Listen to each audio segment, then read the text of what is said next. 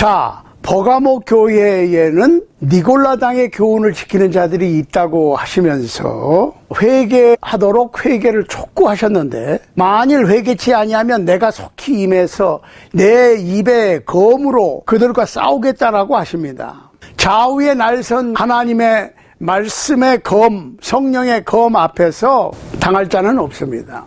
그러니까 발람 선지자 같이 발람 선지자가 결국은 검으로 죽임을 당했지요. 즉 하나님의 말씀에 의해서 영원한 죽음을 당할 수밖에 없는 거예요. 그러니까 성령이 교회들에게 하시는 말씀을 들으라고 그랬으니까 이거는 버가모 교회에만 해당되는 것이 아니라 발람의 교훈과 니골라당의 교훈의 길로 가고 있는, 잘못된 길로 가고 있는 모든 교회는 돌아서야 된다. 성령이 교회들에게 하시는 경고를 들어라 하시면서 이기는 자에게, 그 얘기는 무슨 얘기예요? 이게 쉬운 게 아니에요. 이걸 고친다는 게 쉬운 게 아니야. 발람의 교훈과 니골라당의 교훈으로 가던 길을 바꾼다는 게 쉬운 게 아니라고. 그렇지만은 운동선수가 이기기 위해서 열심히 싸우는 것처럼 싸워서 이기는 자에게는 감추었던 만나를 제공하시고, 두 번째로는 흰 돌을 주시고, 그 흰 돌 위에는 새 이름이 쓰여져 있는데 받은 사람만 안다. 그러니까 발람의 교훈, 잘못된 가르침을 따라서 돈 문제, 재물 문제, 그 다음에 교훈 문제, 복음의 문제, 그 다음에 예배 문제, 가장 문제가 되는 게 뭐라고 그랬어요? 예배에서 주님의 살과 피를 기념하는 성만찬 의식을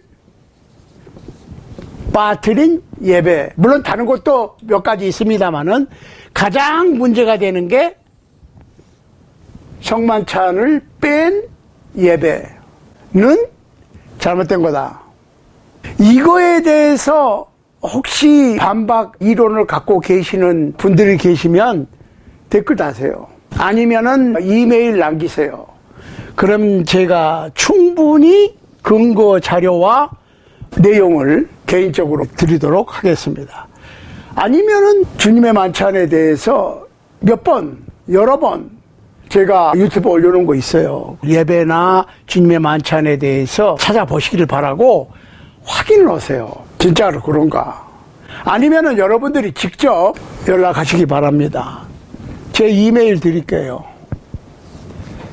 Fisher for fish 153 at gmail.com. Fisher, 어부입니다. For fish, 물고기를 위한 어부예요.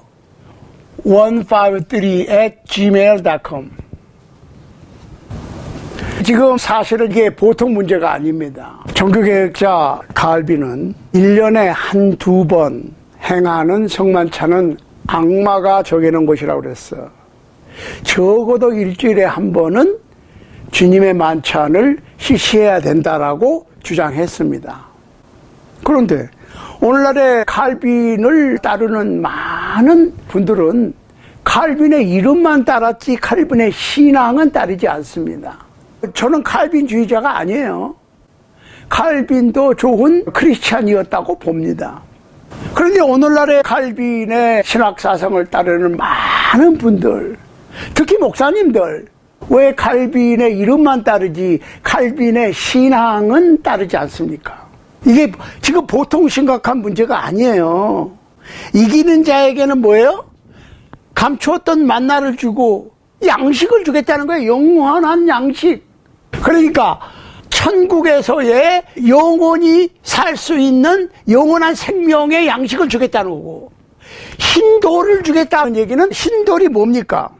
흰돌을 주겠다는 얘기는 옛날에 헬라 법정에서 배심원 재판을 할 때 어떤 죄인이 앞에 있으면 죄인이 유죄냐 무죄냐를 배심원들이 투표를 할 때 무죄라고 생각하면 흰 돌을 앞으로 던졌어요. 유죄라고 생각하면 검은 돌을 던졌어요. 그러니까 흰 돌을 주겠다 그러면은 결론적으로 뭐예요? 무죄 판결을 내려주시겠다는 거야. 이기는 자가 뭐예요? 돈, 재물 문제, 교훈, 복음 문제, 예배 문제에 관해서 이기는 자.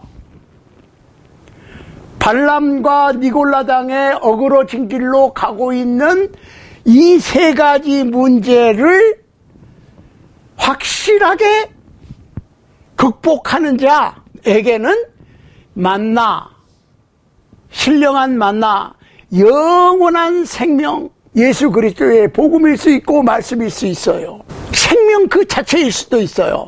그 다음에 흰돌을 주겠다는 거 하는 거는 무죄 판결을 내려주시겠다는 거고, 거기에는 새 이름이 세워졌다. 근데 받은 사람밖에 모른다 그랬어요. 거기에는. 그러니까 하나님의 나라에서의 영원한 생명, 거기는 안 먹어도 돼. 왜? 감추었던 영생하는 만나를 먹었으니까. 예수 그리스도의 살찌키심과 피 흘리신 그 자체일 수 있다고.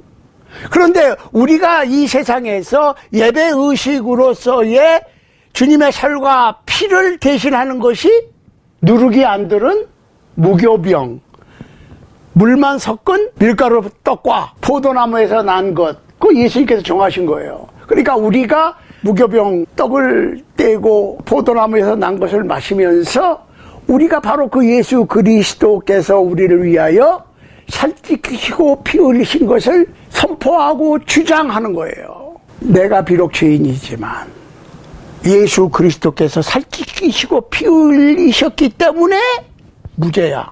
그것을 잊어버리지 않게 하기 위해서 성만찬 의식을 주님께서 직접 제정하셨는데, 주님께서 제정하시지도 않은 무슨 절은 만들어서 열심히 지키면서 주님께서 제정하신 만찬 의식, 성만찬 의식은 왜 안 하냐 그 말이에요. 누가 그렇게 만들어 놨느냐. 우리가 확실하게 눈을 크게 뜨고 하나님의 말씀을 보고 깨달을 수 있게 되기를 바랍니다. 다음 시간에는 이기기 위해서는 완전 무장을 해야 돼. 왜냐면 맨몸으로 전쟁터에, 요새는 총알이 빗발치고 하지만 옛날에는 화살이 빗발치고, 근데 그거를 막아내는 전투 장비가 없이 얘기가 됩니까? 그래서 완전 무장.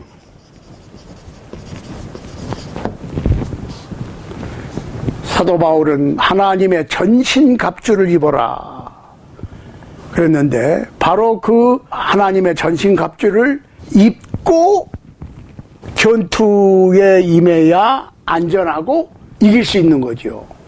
우리가 왜 이길 수 없느냐?